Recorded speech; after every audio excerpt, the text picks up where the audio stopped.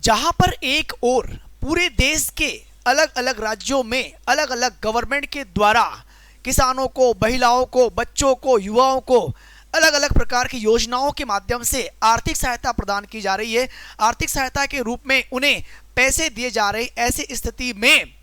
ऐसी स्थिति में अब किसानों के खाते में 10वीं किस्त जाने वाली है, जो कि पूरे 15,000 रुपए की राशि रहेगी।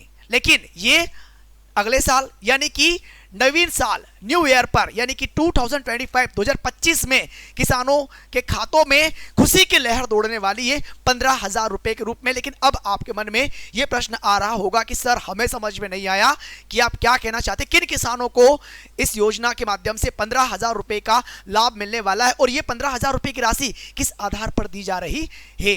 तो मैं बात करने वाला हूं तेलंगाना सरकार के लिए। समझना, इसी को रिलेट करेंगे हम लोग मध्य प्रदेश में और केंद्र सरकार के द्वारा दी जाने वाली उन योजनाओं से भी, जो कि काफी हद तक आपको कम देखने को मिलेगी। लेकिन तेलंगाना गवर्नमेंट ने वहां के किसानों को 15,000 रुपए की राशि प्रति वार्षिक दर, यानी कि पूरे एक साल के रूप में, प्रोत्साहन राशि के रूप में यह राशि उन्हें दी जा रही है। मतलब जो भी किसान जिनके पास में अपनी खुद की निजी जमीन है, जहां पर वो खेती करते हैं, अगर उनके पास में लगभग 5 एकड़ की जमीन है, ऐसी स्थिति में उन किसानों को प्रोत्साहन राशि के रूप में 15,000 रुपए दिए जाएंगे। ये योजना शुरू कब हुई और शुरुआती दौर में इस योजना के माध्यम से कितना पैसा दिया जा रहा था, कितना बड़ा, और अब जाकर के 2025 में 15,000 रुपए की राशि क्यों की गई, ये भी आप लोगों को बताने वाला हूं। और मध्य प्रदेश और बल्कि देश के अन्य राज्यों में इस प्रकार की योजनाएं क्यों नहीं चल रही है, यह भी आप लोगों को बताने वाला हूं। तो फिलहाल बढ़ेंगे हम लोग आगे, लेकिन उसके पहले आप लोगों से एक बात कहना चाहूंगा भाई साहब, कि याद रखना, योजना का नाम है रायतू भरोसा योजना। क्या नाम है? रायतू भरोसा योजना। तेलंगाना गवर्नमेंट की हम लोग यहां पर बात करेंगे। अगर आप देखोगे, जब यह योजना स्टार्ट हुई 2018 में, उस समय इस योजना के माध्यम से मात्र 8,000 रुपए एक वर्ष के लिए दिए जाते थे प्रोत्साहन राशि के रूप में किसानों की आर्थिक सहायता, ताकि उन्हें बीज, खाद, वो तमाम प्रकार से जो उनके बेसिक नीड होती खेती करने में, उनकी पूर्ति के लिए 8,000 रुपए एक साल के लिए प्रोत्साहन राशि के रूप में दिए जाते थे। लेकिन बाद में बढ़ा करके इसे 10,000 कर दिया गया था। और बीच में मैटर ये भी हुआ, चूंकि आपको ये बात क्लियर कर दूं, ये बात हम आपको क्लियर कर दें कि तेलंगाना में कांग्रेस की गवर्नमेंट है और कांग्रेस की गवर्नमेंट ने ये योजना स्टार्ट की, 8,000 रुपए से बढ़ा के 10,000 किए। और बीच में बीजेपी के द्वारा इस बात का कटाक्ष भी किया गया कि यह योजना ज्यादा समय तक नहीं चलेगी।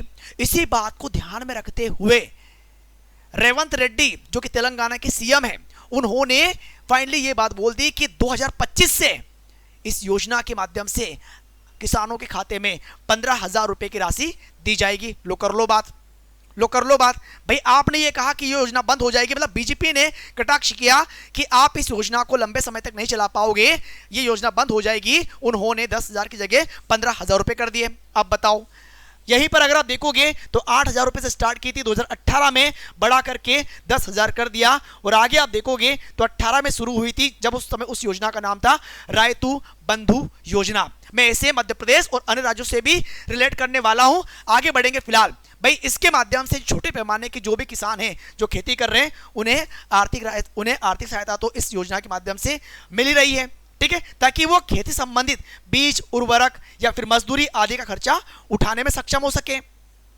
यहां तक सर हमें यह बात समझ में आती है, लेकिन इस योजना का लाभ सिर्फ वही किसान ले सकता है जिसकी खुद की जमीन है। मतलब ऐसा नहीं हो सकता कि किसी और की जमीन पर अगर आप काम कर रहे हैं या किसी और की जमीन पर अगर आप खेती कर रहे हैं तो आप इस योजना का लाभ नहीं ले पाओगे, ठीक है। ये बात भी यहां पर क्लियर हो जाती है। फाइनली ये बात आप आगे बढ़ते हुए नजर आती है कि अब जाकर के जो 9 किस्तें किसानों के खाते में गई है, उन 9 किस्तों के माध्यम से 10,000 रुपए एक वर्ष का अंतराल इसमें होता है। यानी कि 10,000 रुपए की राशि जब किसानों के खाते में जाती है तो एक वर्ष तक उस राशि का उपयोग आप कर सकते हैं, कोई दिक्कत वाली बात नहीं। एक वर्ष समाप्त होने के बाद में फिर से ये राशि उन किसानों के खाते में जाती है, ठीक है। लेकिन अब जो राशि 10,000 तक जा रही थी, अब इसे बढ़ा करके 15,000, यानी कि 2025 में नए साल की शुरुआत में ये राशि तेलंगाना किसानों के खाते में डल जाएगी और वहां की सरकार डाल रही है।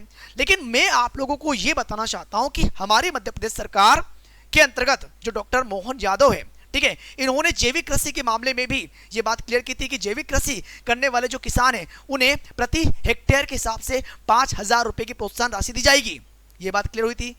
लेकिन अगर और 3 वर्ष तक जो जैविक कृषि करेंगे उन्हें प्रति हेक्टेयर 3 वर्ष तक की यहां पर बात हुई थी कि 3 वर्ष तक आप मात्र 5,000 रुपए की प्रोत्साहन राशि का उपयोग कर सकते हैं। तो कहने का मतलब यह है कि अगर वहां की सरकार 15,000 रुपए और 1 वर्ष के अंतराल 1 वर्ष के रूप में अगर दे रही है तो हमारी सरकारें ऐसा क्यों नहीं कर सकती, ये बात भी आती है। भाई कांग्रेस ने स्टार्ट किया तो आप लोगों ने वहां पर कटाक्ष किया, लेकिन इसी बात को बढ़ावा देते हुए उन्होंने 10,000 की जगह 15,000 किए, तो अब आप क्या करोगे, ये बात भी आती है। लाडले बहना योजना, लाडली लक्ष्मी या लाडली बहना योजना मध्य प्रदेश में चल रही है। 1,000 रुपए से स्टार्ट हुई थी, अभी की स्थिति में 1,250 रुपए की राशि आप लोग अंतरित कर रहे हैं। आगे बढ़ाने की संभावना है कि 1,500 होंगे, 1,500 से 1,750 भी होंगे, 2,000 होंगे, 3,000 होंगे, बिल्कुल, और ये स्वाभाविक भी है।